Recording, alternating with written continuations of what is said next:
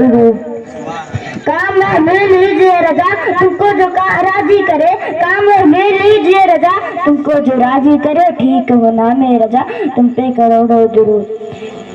ایک بار اور درود پاک پڑھ لیجیے. اللہم صلی علی سیدنا مولانا محمد بارک وسلم صلاۃ و سلام علیکہ یا رسول اللہ صلی اللہ تعالی علیہ وسلم.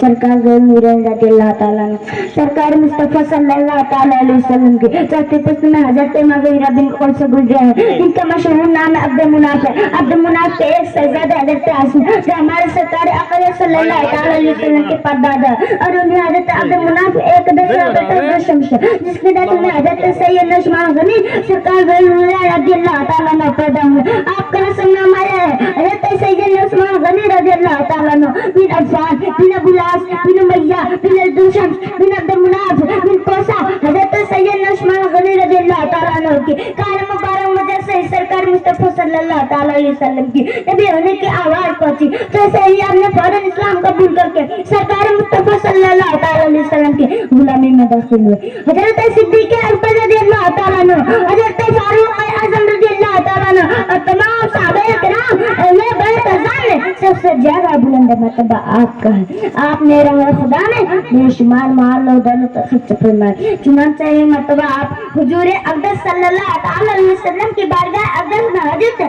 آپ نے عرض کیا یا رسول اللہ, حضور کی اور میرے گھر پر دعوت ہے, آپ اپنا غریبوں سمیت میرے غریب دولت خانہ پر تشریف لائیں اور ماں حضرت نائب فرمائے. جب وقت مقررہ پر حضور سرکار مصطفیٰ صلی اللہ تعالیٰ علیہ وسلم نے حضرت سیدنا عثمان غنی رضی اللہ تعالیٰ عنہ کی گھر کی طرف چلنے کا قصد فرمایا, تو اس وقت حضرت سیدنا عثمان غنی رضی اللہ تعالیٰ عنہ سرکار کے پیچھے ہو لیے اور آپ کے ایک ایک قدم مبارک جو ان کے گھر کی طرف چلنے میں پڑ رہا تھا اس کو گننے لگے. حضور نے فرمایا اے عثمان میرا قدم کیوں گن ہے؟ آپ نے عرض کیا یا رسول اللہ, حضور پر میرے ماں باپ قربان ہو, میں چاہتا ہوں کہ حضور کی تعظیم و توقیر کی خاطر ایک ایک پاؤں کے بدلے ایک ایک غلام میں راہ خدا میں آزاد کروں. چنانچہ آپ کے گھر کی طرف پہنچنے میں حضور کے دل میں قدم پڑے کہ میں غلام اپنے راہ خدا میں آزاد کیے. حضرات حاضرین مکہ معظمہ سے ہجرت کر کے مدینہ شریف تشریف لے گئے, تو وہاں کا پانی آپ کو پسند نہ آیا, کی کڑوا تھا.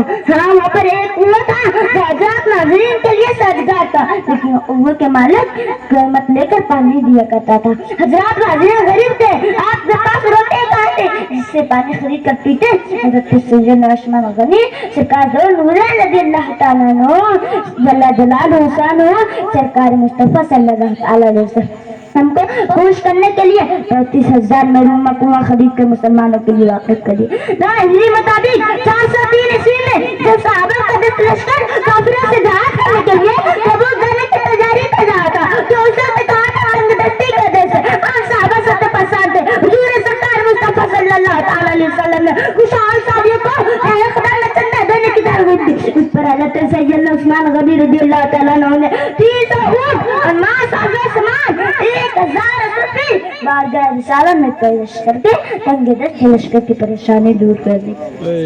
حضرت ابو ہریرہ رضی اللہ تعالیٰ عنہ بیان فرماتے ہیں کہ اس طرح عثمان بن عفان من رسول اللہ صلی اللہ تعالیٰ علیہ وسلم الجنات مل جاتے ہیں یوم الرحمہ ویوم الجسل اسرا. یعنی حضرت سیدنا عثمان غنی رضی اللہ تعالیٰ عنہ نے سرکار دو عالم صلی اللہ تعالیٰ علیہ وسلم سے 2 مرتبہ چندہ خریدیا. ایک مرتبہ روم کنواں کے دن اور دوسری بار تنگ دست لشکر کے موقع پر اللہ تعالیٰ نے حضور سرکار مصطفیٰ صلی اللہ تعالیٰ علیہ وسلم کو برابر سلچ سمجھ صدر حرم اور زمین و آسمان کا مالک بنایا. حضور اپنے رب کے فضل سے جنت کے بھی مالک ہے اور اختیار رکھتے ہیں کہ جسے چاہیں جنت عطا فرمائے. اور یہ عقیدہ صحابہ کرام کا بھی تھا کہ حضور جنت کے مالک و مختار ہے. چنانچہ جس وقت سرکار نے جنت بیچنے کا اعلان فرمایا تو حضرت سیدنا عثمان غنی رضی اللہ تعالیٰ عنہ نے جنت خرید لی. تو اگر حضرت سیدنا عثمان غنی رضی اللہ تعالیٰ عنہ سرکار کو جنت کا مالک نہ جانتے تو سرکار سے کیسے جنت خرید سکتے تھے. ایک موقع پر حضرت رابعہ بنت کعب اسلمی رضی اللہ تعالیٰ عنہ نے سرکار مصطفیٰ جنت مالک صلی اللہ تعالیٰ علیہ وسلم سے عرض کیا کیسا حال تمہارا پیتا پھر جنت؟ اے اللہ کے رسول میں تم سے جنت مانگتا ہوں اور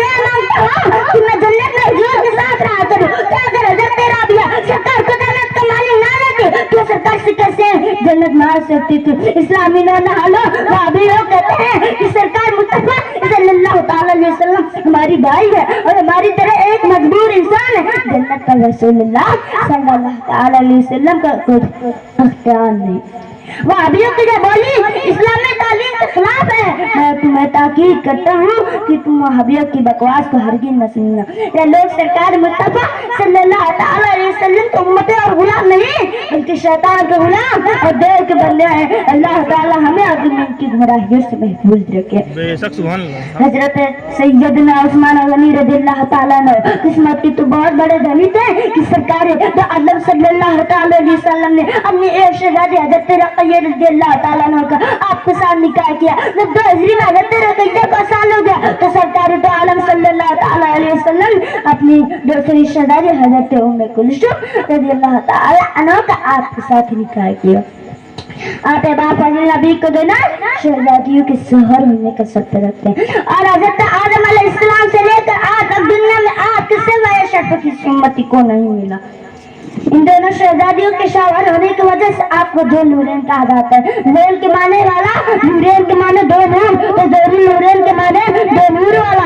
एक में हजरत रक़िया रज़ियल्लाहु ताला अन्हा का, दूसरा हजरत उम्मे कुलसूम रज़ियल्लाहु ताला अन्हा। तो सरकार मुस्तफा सल्लल्लाहु ताला अलैहि वसल्लम की दो शहजादी हजरत उम्मे कुलसूम हजरत रक़िया नूर है। तो पुराने जमाने के अहले है मुसलमान उन्हें नूर माना, उनके सवार दो नूरैन को दो नूर वाला माना। अब नए जमाने में जो शख्स सरकार के नूर का इनकार करे वह नारा जाहिल और पक्का दिल का बंदा है।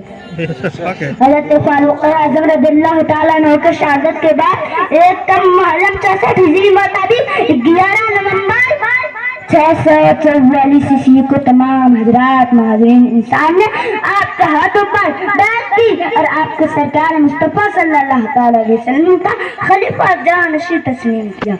आपने चंद रोज 12 बरस तक दौर खिलाफत के फराइज इंजाम दिए। आपके दौर खिलाफत में एशिया अफ्रीका के बहुत से नए मुल्क फतह होकर इस्लामी सल्तनत में दाखिल हुए। आपके दौर खिलाफत में फिर अब्दुल्ला सबजार मुसलमान हो गया था, लेकिन बातिन का मुनाफिक इस्लाम का बदतरीन दुश्मन था। उस मुनाफिक यहूदी ने पहला भगत बनकर मक्का मुअज़्ज़मा मदीना मुनव्वरा बसरा कूफा और मिस्र का सफर किया और लोगों को इस्लाम के नाम पर बातिल अकीदे की तालीम देता रहा। मक्का मुअज़्ज़मा मदीना मुनव्वरा में उसकी बातों बिल्कुल नहीं, लेकिन बसरा कूफा मिस्र के बहुत से बाशिंदों को उन्हें अपने गुमराहियों की जाल में फांस दिया और उनको हजरत सैयदना उस्मान गनी रज़ियल्लाहु ताला अन्हु के फसाद व बगावत पर उबारता है।